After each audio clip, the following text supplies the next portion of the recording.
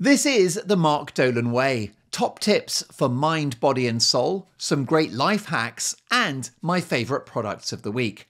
This show is available on all podcast platforms, or you can watch it. Just subscribe to the Mark Dolan Way on YouTube and join the Facebook group. Enjoy.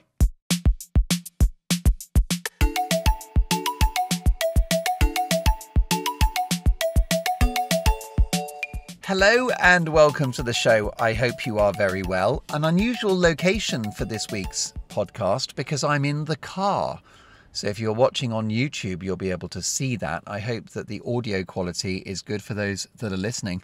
I think it probably is because I've done a lot of voiceovers in my car. I used to work for Sky Movies and I used to voice entire programs from my car. And the reason why is because a car is a closed, intimate space with a lot of upholstery, a lot of soft fabrics, soft surfaces. You've got the seats and you've got that soft ceiling, roof, what would you call it? I think there's an official word for what actual car people call the sort of ceiling space above your head in a car. But anyway, it's all really soft. And so I'm thinking probably quite good sound quality. I've got lots of things going on and lots of juggling. And I'm basically waiting for half an hour in the car, and I brought the microphone with me, and I thought, let's just knock out the podcast whilst I'm out and about. And actually, it's quite nice because I'm sitting in the car, which is a very comfortable car. It is a 14-year-old Toyota Prius. It's a lovely car. I can highly recommend it. If you're looking for a good second-hand car, get yourself a Prius. I was looking at second-hand Priuses the other day. Why would that be? Because I've got too much time on my hands. What the hell was I thinking? Why am I looking up the cost of cars that I already own? Anyway, £3,000. That's not bad, is it? For what is a very nice piece of engineering. It's Japanese made, and I find Japanese cars to be very reliable, very comfortable, fairly ugly, but, you know, does the job. I think my Prius has got an ugly charm. It's the second generation of the Prius. The first generation literally looked like a car for, I don't know, like a sort of mini ambulance or something. It just wasn't good. But this was the first, the second generation was the one that kind of looked decent. Larry David had one in Curb Your Enthusiasm, which I thought gave it great street cred. And the Toyota Prius makes a very funny cameo in the film The Other Guys, which is a police comedy starring Will Ferrell and Mark Wahlberg, which I can highly recommend. Hilariously, I've just started a podcast and now it's begun to rain very heavily. And I hope that that's not disturbing your enjoyment of this podcast. Can you hear the rain? Shall I go quiet for a second? Can you hear it? You probably can't hear it, but basically you've got pitter-patter of rain on the... And I feel really sorry for my son who's playing pitch and putt as we speak and getting soaked. Is there anything nicer than sitting in a car when it's raining? Because you're all safe and enclosed, aren't you? It's lovely. It's the ultimate shelter. I've got to be honest with you. If I had to live in a car, I could. There are many celebrities that have lived in cars. The British TV broadcaster Chris Tarrant lived in a car for a while whilst he was getting started in the media because, well, it's free, isn't it? And cars are quite comfortable. And the issue you've got is not being able to lie down very easily. Although if I look at the back seat, I could probably recline on the back seat of my Prius. Never say never. I'm in a very unpredictable profession. Maybe I'll have to live in the car at some point. I certainly hope not. And I'm certainly not making light of anyone having to live in a car. That's obviously a disastrous situation. But short term, as a solution, I don't find the car too bad. And I'm certainly loving it at the moment. I'm just recording, and having worked in broadcasting for over 2 decades, I always say that you never realise how loud the world is until you start doing some filming or some recording. And I've just started the podcast, and now we don't just have rain, but we have hail. You couldn't make it up, really. The only other people that know how loud the world is are parents with small children. And the reason why I say that is because when you've got a baby or a toddler, when you're walking down the street with the child in a pushchair, which the Americans call a stroller, when the baby's asleep, suddenly there'll just be some car horn going, or the alarm of a car, or there'll be drilling, or there'll just be men cutting down a tree. None of these things will be on your radar if you didn't have a small sleeping child. But when the kid is there with you in the stroller, the world has become the loudest place ever. It's a disaster. The worst thing ever with little children when you're getting them to sleep is when they fall asleep and then they wake up after like 3 minutes. Catastrophic.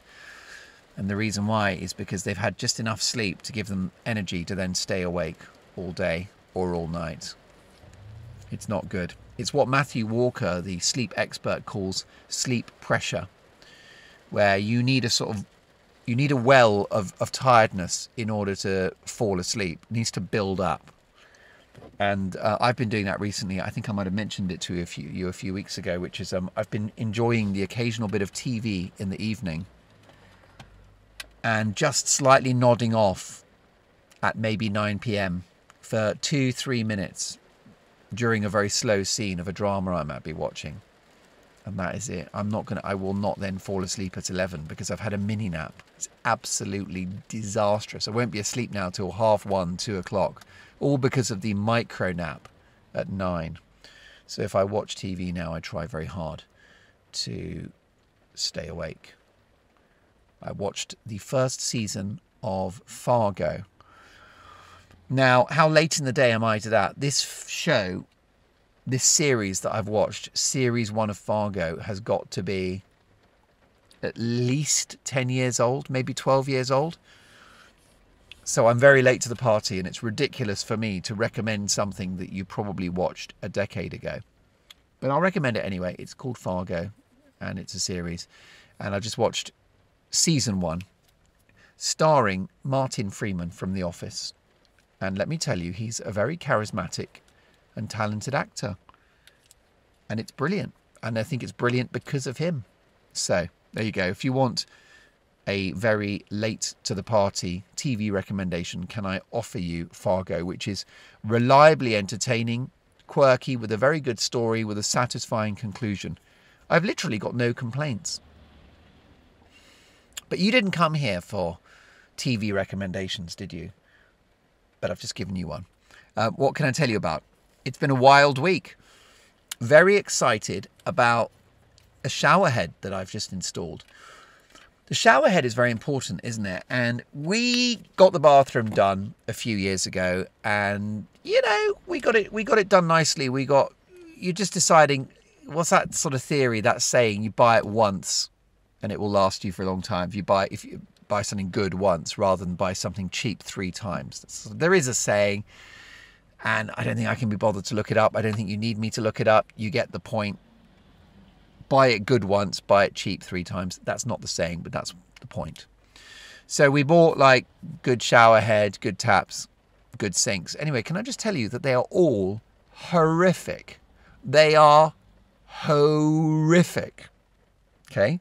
I've got a Posh flusher.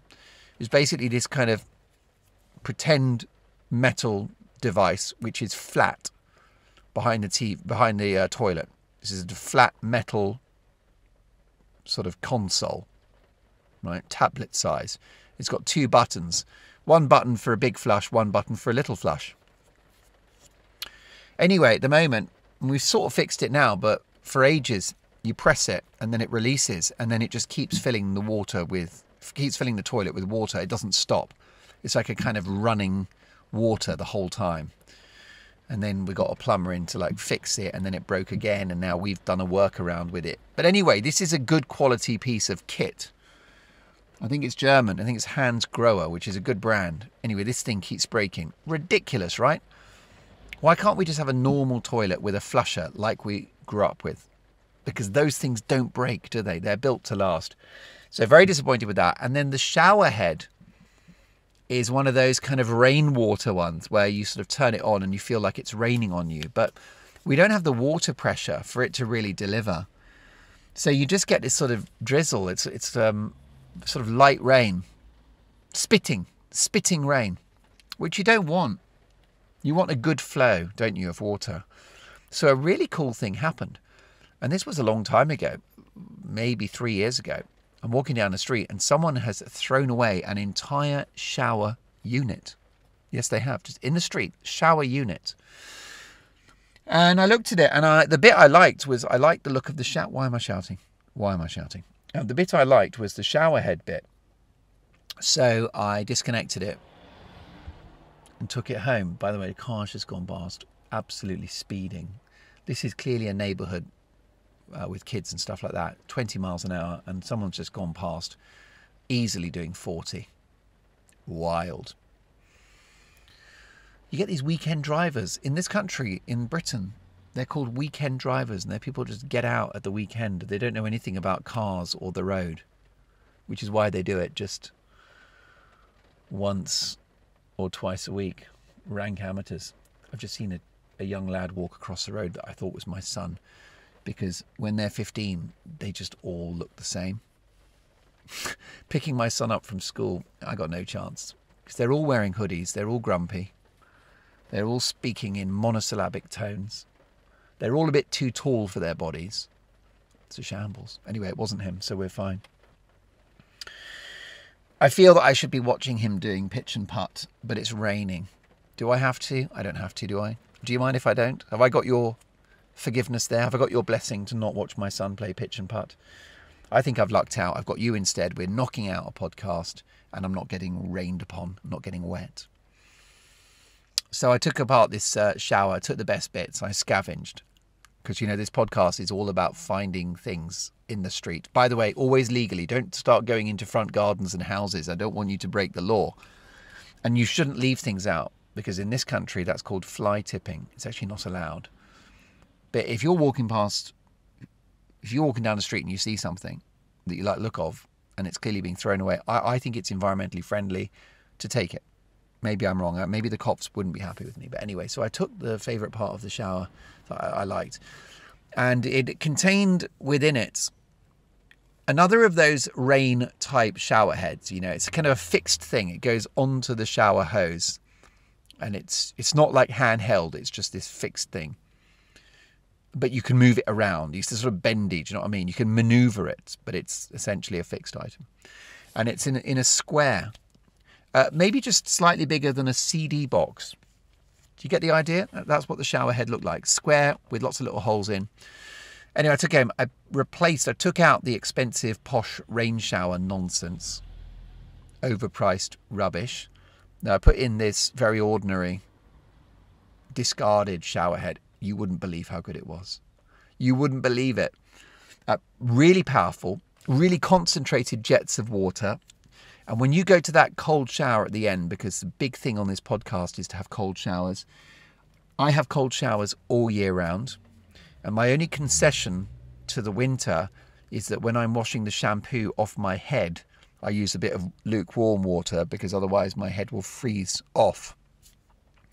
Because it's not good to have really cold water on your head, I don't think. It gives me a headache and it hurts. Don't do it. But so I have a bit of warm water to get the shampoo off my head. But anyway, if you're a normal, sensible person, then maybe what a good compromise is just to have a shower, cold shower at the end. Anyway, I love that. So you've got no idea how good the cold shower was at the end, because you've had your shower and you get that cold shot. It's so refreshing. And it's come from this very punchy shower head. Anyway, it's been a roaring success. It's been a triumph. Everyone loves it. I keep reminding Mrs. Dolan that I found it on the street. I didn't pay for it. And it would have been thrown away. It would have gone into landfill. But then something happened, which is after much use and wear and tear, and probably because it was cheap, rubbish, it started leaking. And so it effectively stopped working. I took it off. I had a look at it. Can I patch it up? No, it's kind of gone. It's just worn out. It's just all different bits of the unit were leaking and sort of dripping, and then it's lost its water pressure and it's kaput. It is no more. It is an ex-shower head. So I've responsibly recycled that. And then I've gone on eBay and I've purchased what I can only consider to be the equivalent. So I went on eBay and I paid, you will not believe it, how little I paid. I think £7. Oh my God, it's so good. I'm actually going to look it up because then you can go and get one yourself. You can go and get one yourself. I'm going to recommend it. It's my product of the week. eBay. Here we go. I'm just searching it right now. Come on, guys, get on with it. Come on, eBay. Your order is confirmed. Okay, great. If you go to eBay, well, maybe this is just the UK, but I'm sure you'll find the equivalent. And it's called 8-inch round shower head chrome stainless steel. I'm just going to have to go on the internet to actually get you the details. But go to eBay. This is a great shower head, and you're going to love the price. Come on, internet. Have you noticed, by the way, how slow the internet still is in 2024? I know it's great, but could they not speed it up a little bit? 8-inch round shower head, chrome stainless steel, rainfall overhead large bathroom UK. It's a long title, isn't it? It's not a very snappy title. £7.49 plus VAT. So £8.99 in total. I don't know if I paid delivery. I don't think I did. Anyway, look at that. Less than £9 all in. No, postage was free. £9 for the most beautiful shower head. When you get it out, it looks so basic. It's so bargain basement. It's cost £9. And it's really good. It is very, very good. And cheap and lovely. So I'm very happy with that. But a funny thing happened, which is that I went to pick it up because I'm a big fan of click and collect. Are you? I don't like people coming to my front door. I want as few visitors as possible. I don't like footfall. I have a lot of interaction already in my life. So when I'm at home, I like to just chill and not feel that there are people that are going to be coming. I used to go to school near Boy George's house. Do you know the pop singer Boy George? And there were always people outside his house. But every day there were just people hanging around outside his house because it was Boy George. He was a big star in the 80s and 90s. There's just people hanging around his house. How annoying is that? So I actually try to avoid too many deliveries. I feel really sorry for people living in flats because I know people who are just disturbed all day long because the buzzer is going the whole time and it's the Amazon delivery. And if you're in a block of flats, sometimes the delivery person will just ring every buzzer because they don't maybe get a response from number 59. So they go to number 60 and maybe they've just put the kids to sleep, you know. Or maybe they've just gone to have a nap or something. Or maybe they're recording a podcast. Or maybe they just want to have some quiet, but they can't. So when this delivery thing is getting over the top now, everything being delivered, what I'm a big fan of. First of all, I like click and collect in the shop. I'm a great believer in having it delivered to the store and then you go in and collect it. What's really good about that is you can have a quick look at it. And if it's not right, immediately give it back to them without leaving the store. That's good, isn't it? But also, if it's delivered to the store, normally that's free because they don't mind having it delivered to their store. And it's secure. It won't get stolen from your doorstep. And you don't have to be in. Spend your life waiting for the person to come. So I like click and collect in the shop. But what I did with this shower head, which is a great service from eBay, is you can have it just delivered to your local convenience store. So you go online and it offers you locations near you, and it'll be like your local supermarket, the local convenience store. There's an electronics store that I live near to. They take deliveries, you know. It's really good. So I picked it up from one of those great late night convenience stores. Do you have those where you live? We have a lot of them in the UK. These are not branded supermarkets. This will be like a smaller family run business. So good. Sometimes known as a corner shop. And I love those places because they're often very small, but they have everything in them. They're like the TARDIS in Doctor Who.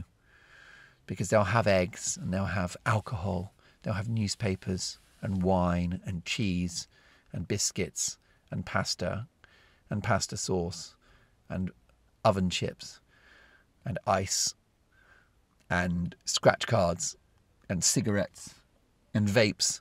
Basically, I love those places because they've just got everything you would need. If there was an apocalypse, then your convenience store will see you through. You can do 10 years living out of that one little convenience store. It's not a problem. They've got marmalade, strawberry jam. They've got mustard. They've got tinned fish and tinned meat. Unusual brands that you thought had gone out of business, they're still selling. Love it. So I love my convenience store. So I had the shower head delivered to my convenience store, and it was a beautiful thing. I went in, I collected it. When I was in there, I bought a couple of beers. Mainly 2 reasons. They were on promotion, and secondly, it's a courtesy. I feel bad going and just having the transaction because they don't make any money from that. I think the reason why they accept deliveries, why they allow themselves to be used for click and collect, is to get people in and then guilt trip them into buying 2 cans of Kronenbourg. But I did. I bought 2 cans, and they were a good price. And let me tell you that they were pint cans. This is a pint of Kronenbourg in a can. I mean, that is progress, isn't it? People talk about the problems in the world, and there are many. But we now have pints of lager in a can. That's a great achievement for humanity. It's a pint in a can. It's not a can that is nearly a pint, like 3/4 or 500 ml. Please don't go all metric on me. It's a pint in a can. Stroke of genius. By the way, I'm sitting here in the car and I'm looking at other cars coming by, and I'm convinced that people are going to get run over. Have you noticed how badly people cross the road these days? It's something that I was taught how to do, I think at school, and certainly by my parents. And there were adverts on TV telling you how to cross the road. There was a guy who was dressed in a green jumpsuit, and he was called the Green Cross Code Man. He was entirely green. His face was green. His clothes were green. And he was called the Green Cross Code Man, and he would help you get a road across the... That's a tough gig for an actor, that, isn't it? You know what I mean? You train at drama school to play King Lear, and you'll wind up in a leotard getting miners across the road unharmed. Probably wasn't a bad gig. He probably got 20 grand for it or something. Do you know what I mean? Nice big chunk of cash. But it's not what he went into the business for, is it? This guy dreamed of performing Ibsen and Shakespeare, and instead it's a public safety advertorial. Absolute disaster. But good luck to him. I wonder what else the Green Cross Code Man did. Where you live, this show is global, so I'm thinking where you are. Did you have that? Did you have any adverts on TV when you were a kid telling you how to cross the road? And it was very good, but now people are terrible at it. And kids, I mean, why there aren't more accidents is a miracle. They step out, they're looking at their phones. Do I sound old and grumpy? I think I do. OMG, I do. So, that's right. Now, where are we? That's the showerhead story, but it's not, because it goes on. You will not believe this. I collect it from the shop. I buy 2 cans of Kronenbourg it's a pint in a can, which I think is tremendous progress. It's a whole pint. And I've tested it because I have a pint glass at home and it goes right to the top. Much more than you'd get in the pub. Have you noticed in the pub, they say it's a pint, but you're looking at a good couple of centimetres of froth. So you're being robbed blind. It's hard to say that, robbed blind, isn't it? You have to have a little beat. Robbed blind. You can't say robbed blind. That would be like the name of a man or the description of a man. So it's all good. I've got it. I'm happy. I've collected the showerhead and I'm going to install it. And I'm excited because Mrs. Dolan asked me to sort it out and I've been putting it off for a while. So it was going to be a great thing to install it. I get home because, by the way, when I get to my motor, I've got my motorbike and I've got a thing called a top box, which is a box at the back of the bike where you keep your luggage, you keep things. So I open the top box and I put this shower head into the top box, and what I've done is I've torn open the package and opened the box just to have a quick look at it. Really like the look of it. Very happy. £9 all in. Free postage. 2 cans of Kronenbourg. There's a pint in a can. And I open it. I'm very happy and it looks great. So I put it into the top box And I loosely closed the lid of the top box because it's got a weird mechanism where you've got to kind of press a button and then click it shut. I can't be bothered with that. I live down the road, so I've just brought the lid down so it's loose, but the lid is shut. You know, gravity's doing its best work. No problem. I then ride home and I get to the door and I open the top box and I've got 2 cans of Kronenbourg in there, which is 2 pints, and then no shower head. The shower head is not there. I've got the box for the shower head. I've got the receipt and the packaging, but no shower head, guys. I'm not making this up. The shower head is no longer with me. And I've been so excited and now it's gone. So what must have happened is, I calculate, it must have flown out of the top box whilst I was driving along. Maybe when I hit a road bump or a pothole. So I did what any sensible person would do. I retraced my steps. I jumped on the motorbike, carefully looking on the ground as I rode back to the convenience store, because looking to see if it's gone onto the road. It's not. I pull up at the convenience store. There are loads of cars parked where they were not parked when I was there. So in other words, the road was clear when I collected the shower head. Now there's cars there in the parking spaces. So I got to get on my knees, make my jeans dirty and look under the car to see if the shower heads are there, the mystery shower head, singular. Nothing. It's not on the ground. I went into the shop. Did you see the shower head? Is that no, I didn't see it, sir. I was tempted to buy another 2 cans of Kronenbourg, but let's not get carried away. 2 pints is enough. It's a good amount, isn't it? 1's not enough, 3's too many. You're welcome. So, no shower head. And we're so excited. And if I have to buy another one, well, then suddenly that's 2 times 9, which is, I don't know what it is, but it's a lot of money. And then it wouldn't be cheap anymore. So it's just all the good is about to get drained out of this story. But I then carried on. I went back. And then I remembered that earlier I'd got petrol as well after collecting the shower. So I went different roads. So I retraced all my steps. And after about 10 minutes of riding around, I just saw this lovely piece of chrome just on the road, glistening in the dark. I should add that it was the evening at this point. I mean, I've not been at this all day, but I collected it in the evening. It was the evening.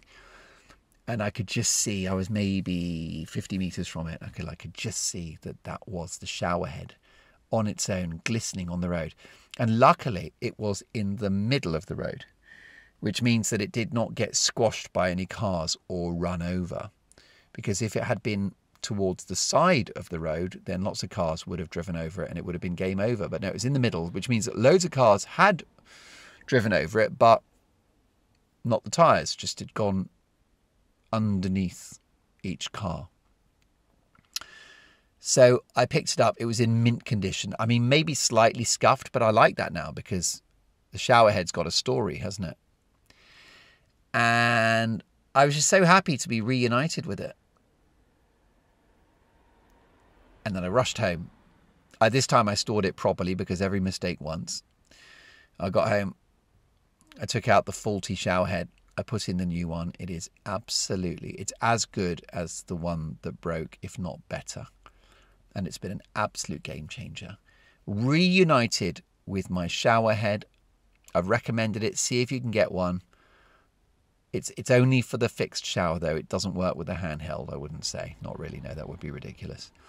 But go for it, knock yourself out, and I am now both clean and very happy. And that is the story of the shower head. Before I go, you should always look for stuff, you know, never give up hope. I was such an idiot last year. I went surfing, which I was very bad at. I probably should tell you the whole story at some point. But I was wearing this sort of surfing outfit. And I've got a diving watch. And like an idiot, I thought, oh, well, it's a diving watch. So I'll put the diving watch on the outside of the wetsuit. Because I just thought it looked rugged. And I thought that's what a diving watch is for. Anyway, literally, I hit the first wave. Watch is gone. Literally, I'm in the sea for 11 seconds. And the watch is gone. It's not a fancy watch, but I love it. It's called Tauchmeister. I've talked about it on the podcast before. Tauchmeister. They still do them. Sapphire glass, automatic movement for about £120, which is not a small amount for a watch, but very little for something with an automatic movement and a sapphire glass, which means it doesn't scratch. If you're watching, here it is.